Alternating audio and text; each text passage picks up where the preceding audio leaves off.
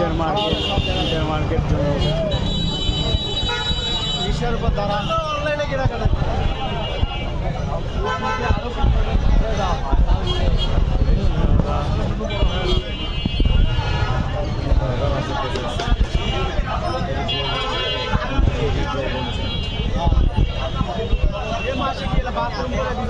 করলে মনে হয়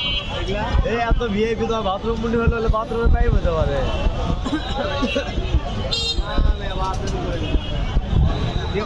তাহলে তুমি বাথরুমের ধারে ধারে ভেস হয়ে দিলি সেদিন হাত থামা মারলে দম দম মারে না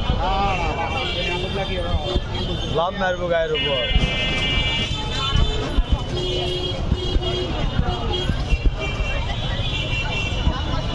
যানজট আর যানজট